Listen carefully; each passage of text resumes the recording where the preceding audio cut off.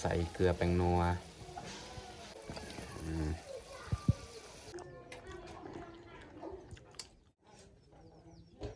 กราบทักทายสบายดี FC เบิร์ดสุขูสุคนยินดีต้อนรับเข้าสู่ซองเบายู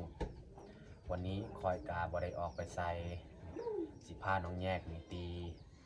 แวกโอเคแต่ทุกคนสามารถติดตามการตีเหล็กของเฮาในวันนี้นี่ทานนี่บอลเฮาเผาเหล็กเฮาตั้งไว้เรียบร้อยไม่แต่เฮาจะเกียมนี่เอาไฟแล้วก็เป่าเลยแต่หันกล้วยตัวนั้นมันเป่าเลยหลังจากนั้นเขาจะเอาเหล็กมาเผา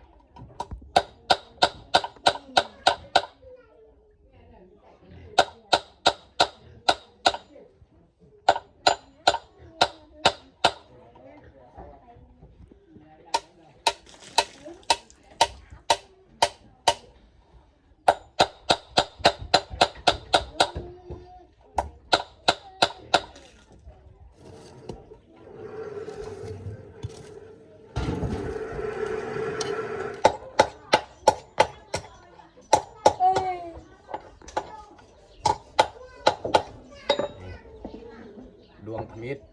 ใกล้สำเร็จแล้วยังเหลือแต่เขากดอีกสำเร็จแล้ว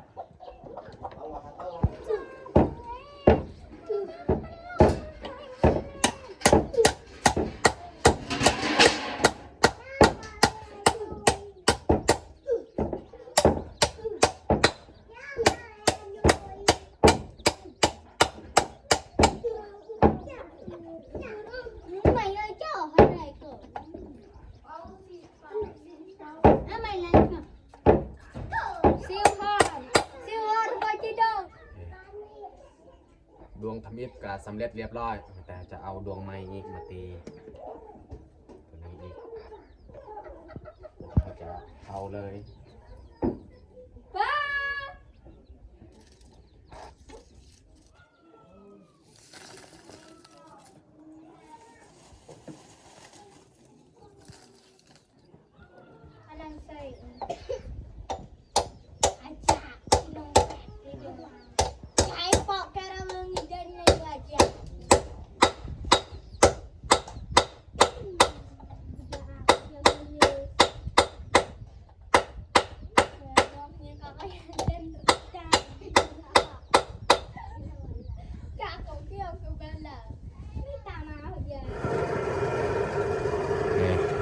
อันนี้ก็คือ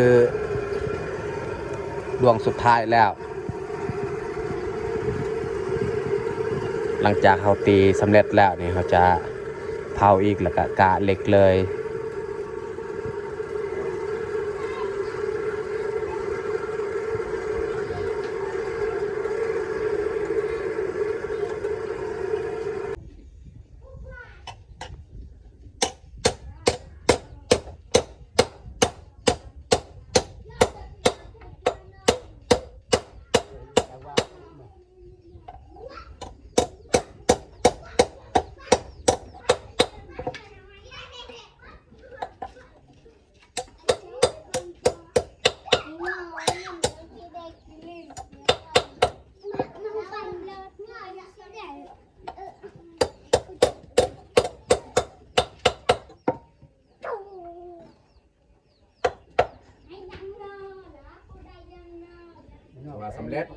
ตีนี่สำเร็จเรียบร้อยมีแต่เขาจะกะเลยไปตักน้ำใส่กระซาม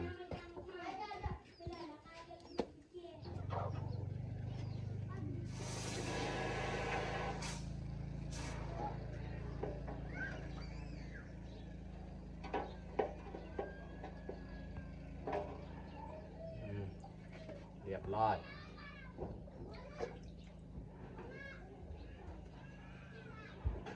ตลาดปาก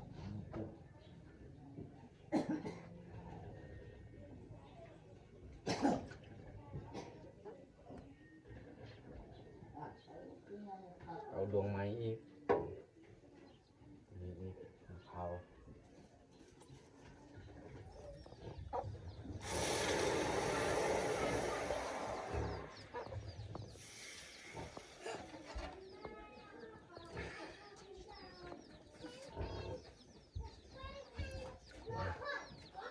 ดวงที่สองเขากะเรียบร้อย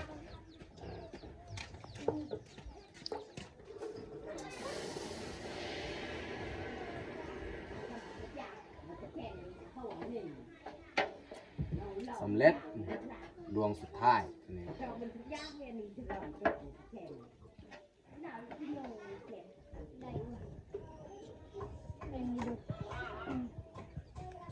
นี่รวมทั้งหมดนี่6 ดวง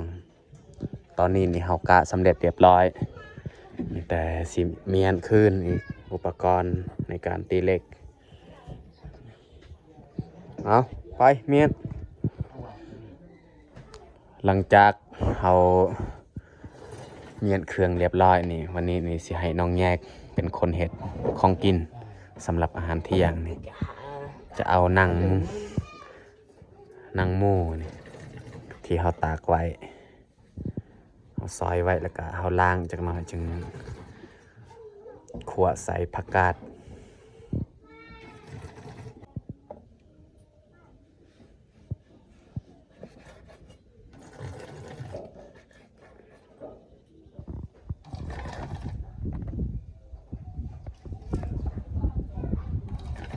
โอ้ลมพัด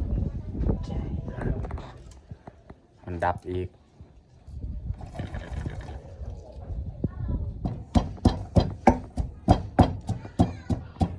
ตำมักเพชรแล้วก็หัวสีไข่เอาซอยไว้เรียบร้อย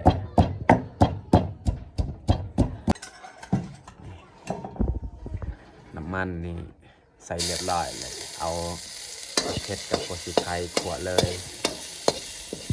และเอาใส่อีกมากน้ำผักกาดนี่ยังบ่ทันได้ไปลกเพราะว่าตอนเช้านี่เฮาเฮ็ดกินเบิดแล้ว จะอะไรแล้วเราไม่ใช่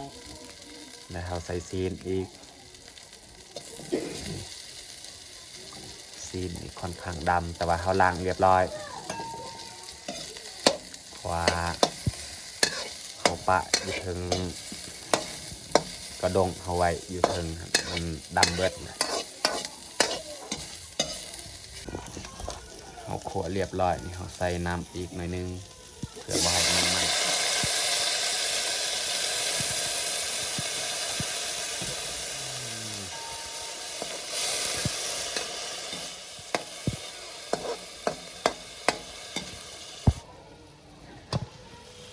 ใส่เกลือแป้งนัว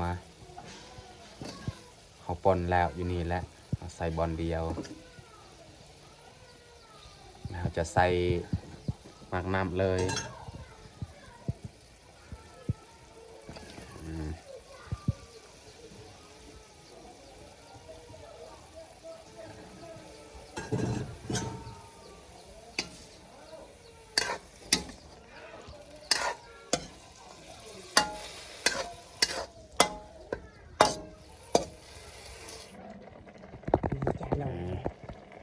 ของกินกับสุกเรียบร้อยมันแต่เขาจะใส่หอมบัวจากหน่อยแล้วก็ปรุงเลยใส่โอ้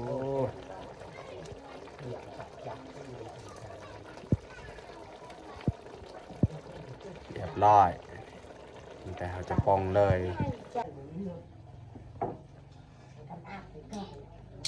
ค่อยๆเลย นี่ตักใส่ถ้วยเลย หน่อยเว้ยเนี่ย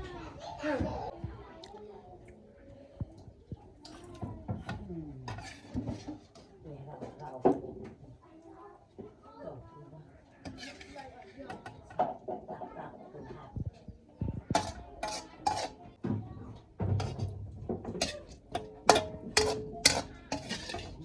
อย่าง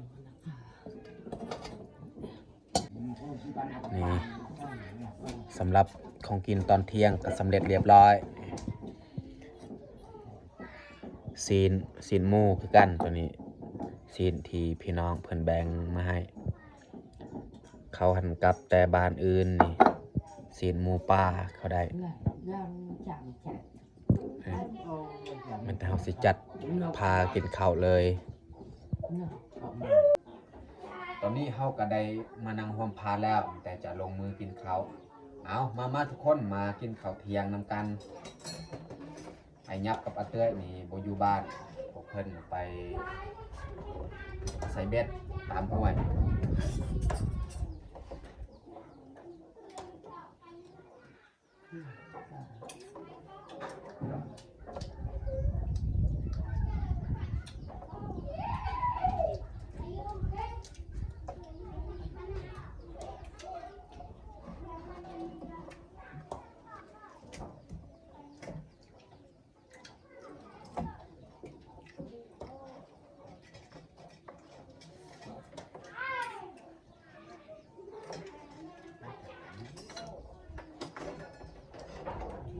ทำงานอะไรบุญนันเลย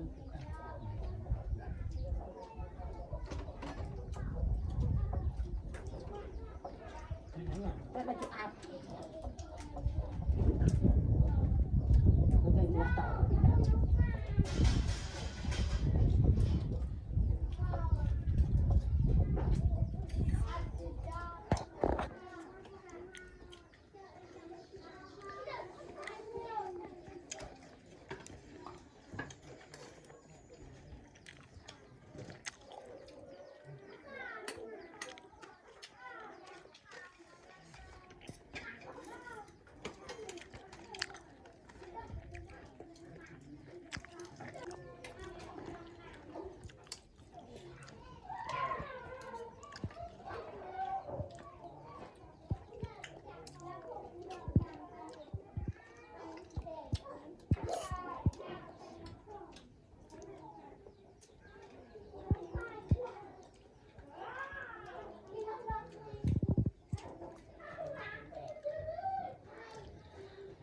Bel mong cái làm